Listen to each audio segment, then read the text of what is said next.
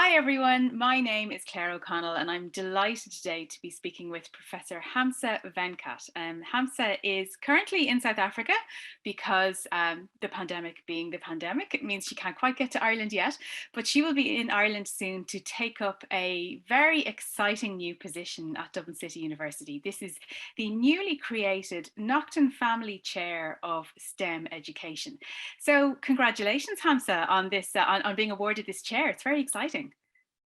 Thank you, Claire. I'm very excited too, and lovely to meet you. Likewise.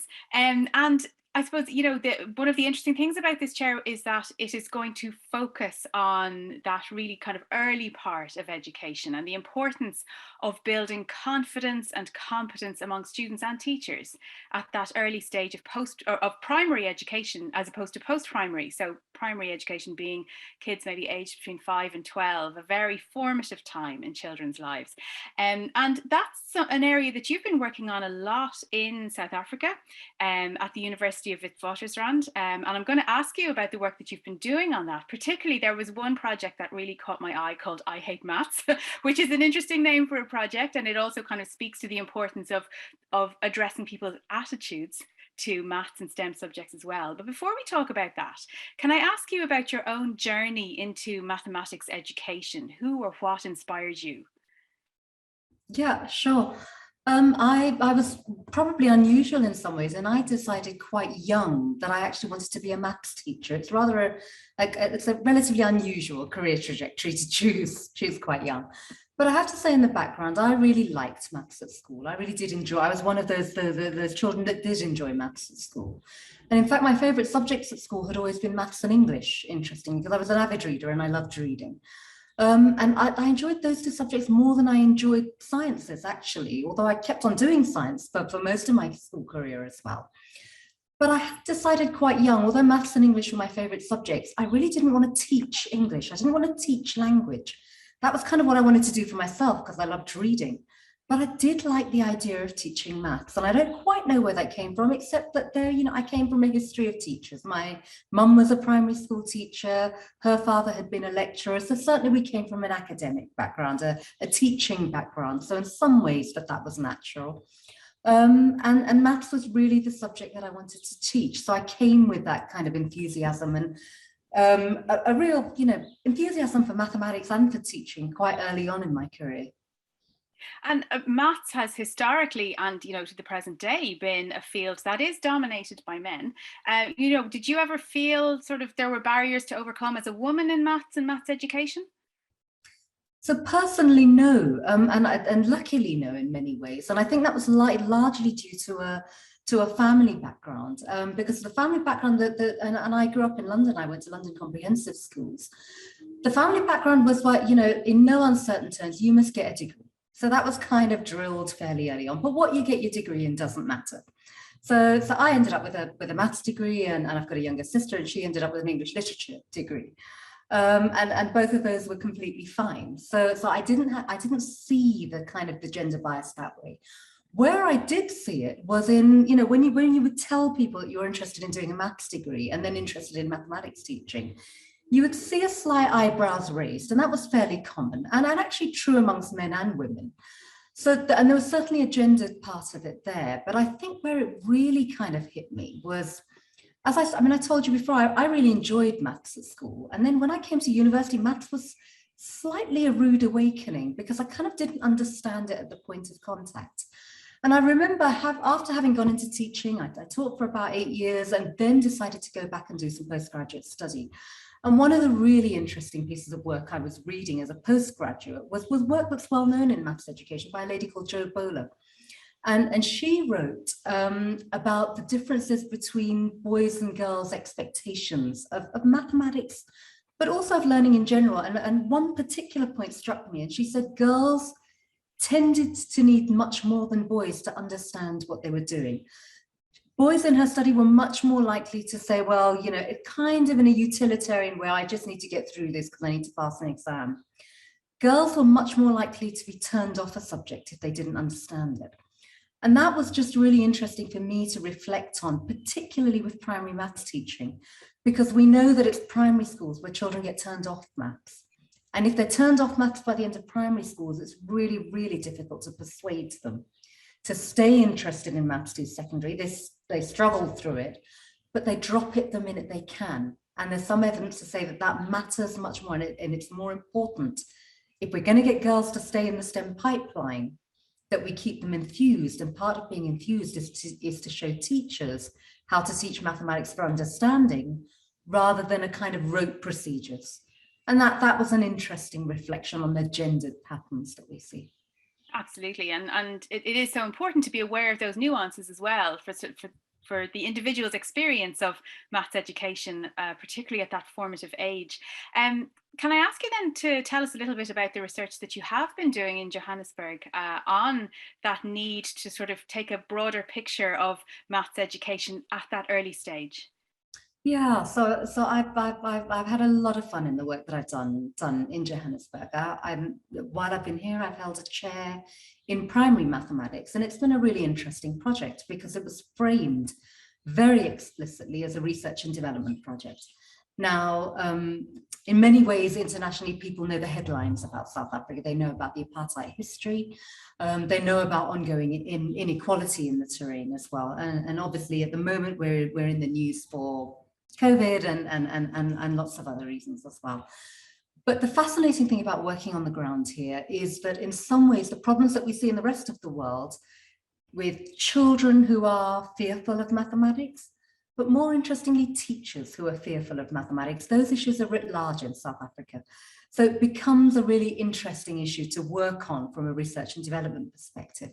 So a lot of the work that we've done has been about saying to teachers, we know that there are gaps in content knowledge, okay? How do we acknowledge and move beyond those?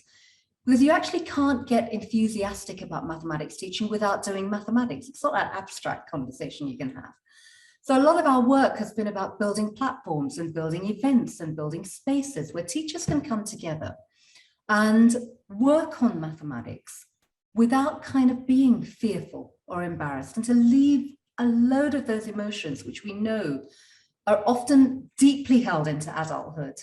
We're going to have to find ways to work with teachers where those can be acknowledged and we can move on from those in spaces where we provide avenues for teachers to re-engage with mathematics.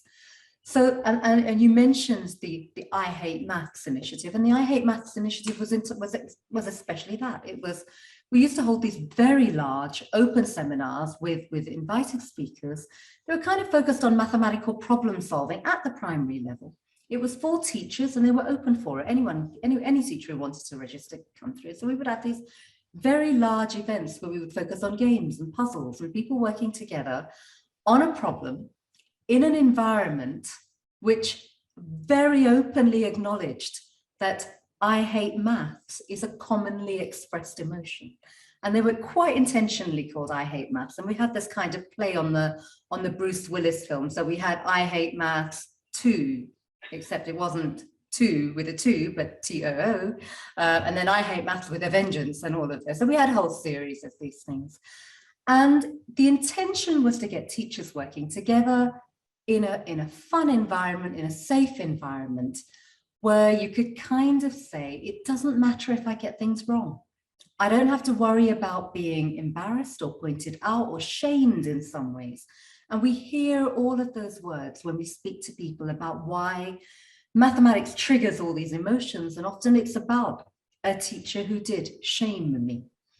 And the trouble with maths, because it's hierarchical, if the wheels come off early, it's very difficult to stick those wheels back on unless you have a teacher who's willing to work with you. So it's all about getting teachers to re-engage and say the work that we do can be a huge amount of fun if we can get on top of the mathematics that we want to teach and be confident and enthusiastic about it. And that's been a whole part of the work. And I think that's beyond South Africa. We know that that emotion is international in many ways.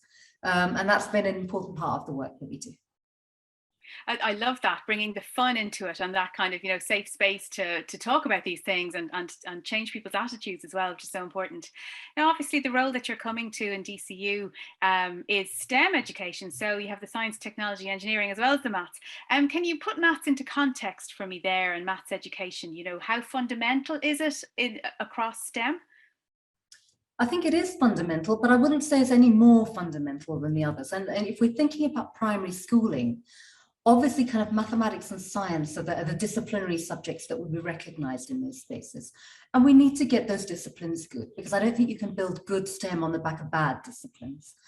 But it's one of the critiques of the way that learning happens in school. Not just maths and science, but actually across the board. A lot of people will say that, you know, what exactly is it of those often kind of 12 years of schooling? And if you've been to university, it's longer as well. What is it at the end of that schooling that we actually remember, that we can take away? And there's a critique that what schooling teaches us is a lot of what we might call inert knowledge, knowledge that's not very usable, because the minute we've done those exams and crammed for them if we need, we've kind of forgotten it, because it's not seen as something that's usable in the world. And I think what STEM education does is, if we can have an integrated and powerful version of STEM education in schools, for me, I see that as learning both mathematics and science in the context of integrated problem-based learning. And the problems are often problems in the world.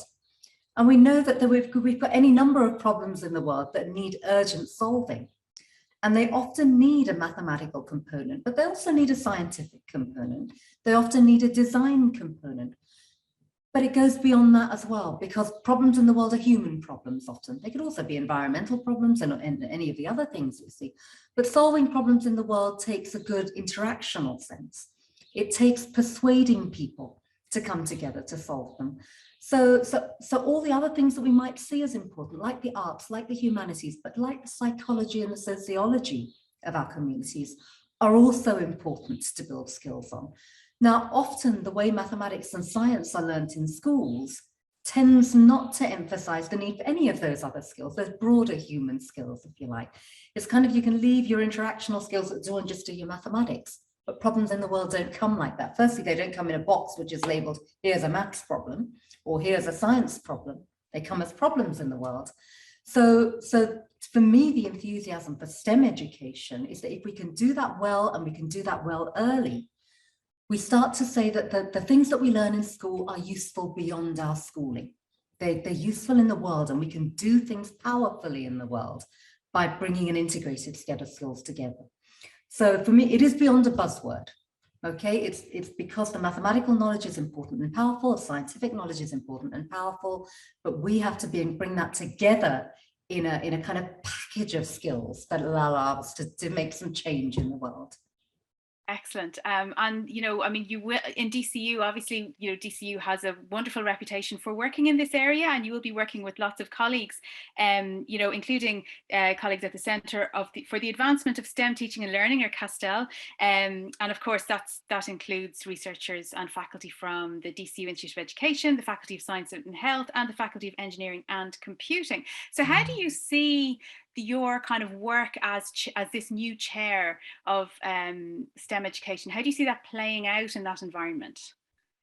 So I think it's a real strength, and it was one of the things that attracted me to the position, because if you are interested in early years and primary, you know, in early years, obviously families are much more involved in the education of their children when our children are young than when they're older.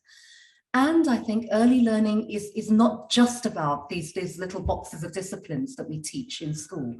Early learning is about good maternal health. It's about good kind of, you know, birth to 24 months. We know how critical it is to have, you know, parents supporting children during that period, if actually we're going to capitalize and have healthy, well-functioning young children into our schooling.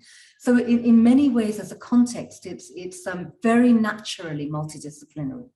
So to have a group of people bringing expertise across those areas, I think allows us to do better work in that field. And as I said, I'm deeply enthusiastic about work in those early years and in primary. You know, my own background, and I need to say this in some ways slightly ashamedly, not ashamedly, but I'm a high school teacher by background. I trained as a high school mathematics teacher, but for the last more than kind of 12, 13 years, I've done a lot of work with primary teachers, and I love working with primary teachers. It's a huge amount of fun to work with, much less cynical in some ways than the secondary teachers I've worked with. And that's that, in some ways, the flip side of not being so confident about your content knowledge. It makes you more open to kind of thinking, I need to learn things. But also, I think, much better at integrated learning. And it helps me to acknowledge that there are actually skill bases that I don't have. I don't have expertise in early childhood health, for example. So being able to work with teams who can come together and think about the interventions that we might want to put into place, policies that we might want to put in place, or curricula, I think that takes multidisciplinary teams. So I'm really excited about working with a team that brings those different expertises together, because I think we can solve bigger problems in that way. And finally, Hamsa, in Ireland, our economy is quite dependent on STEM-based industries, and we do need this is a kind of a crude term, but a pipeline of talent for those industries. What would your advice be to the Irish government about, the need to invest in STEM education early on in this regard? I've seen it from the outside so far. It's from my reading and whatnot, and I can see actually I think the government has paid attention to the early years in primary. And I have to say, if I was in government and if I was a policy advisor, based on my reading internationally, there's quite strong evidence that intervening early is where you get the best bang for your buck. And you can see it in the kind of the economics of education research. They talk about things like diminishing returns if you have to intervene later in education. So having a strong early years setup, a strong early years system leading into a good primary education, I think builds dividends, not just for the STEM pipeline. I think it's also about changing cultures on the landscape. We mentioned that in many countries, it's perfectly natural for people to say, I hate maths. Okay, oh, I can't do maths, or I hate maths. These are all very common emotions. Now, I do think if we can intervene early and intervene with young children, the payoff for that is that children come home, if they can come home singing about, God, I did this at school in maths, or I did this at school in science, or I did this design project in schools. What we start to do is to build a feedback loop into the home and into the community, which says, oh, actually, God, I never had that emotion when I was at school. I never had that sense. Isn't it lovely that our children are infused and excited about some work that they're doing? And what that does over time, if we can do that well, I think it starts changing our cultural norms. And it starts making the fact that, we wouldn't dream of saying, I hate reading, or I hate stories. And if we can say in kind of 10 years' time that the I hate maths is not such a common emotion for people to express, we'll have done more than build a good STEM pipeline. I think we'll have started to build what I call a virtuous cycle in education. Because actually then you have parents and communities that start to support children into saying STEM is normal, STEM education and the disciplines are normal, jobs in STEM are normal for us to be thinking about, careers in STEM are normal for us to be thinking about. And those are hugely exciting prospects, I think, to build and be thinking about how we can work with systems to build those things. So it's an exciting job. I'm excited to be coming. I'm sorry I had intended to be there this week, but obviously the wheels came off in terms of COVID last week. But I'm really looking forward to being there and working with this fantastic group on some work related to some exciting STEM education initiatives. Well, I'm looking forward to seeing that happen as well, Hamsa. I can't wait to meet you in person. And thank you so much for talking to us today, Professor Hamsa Venkat. Thank you, Claire. Lovely, and looking forward to meeting you.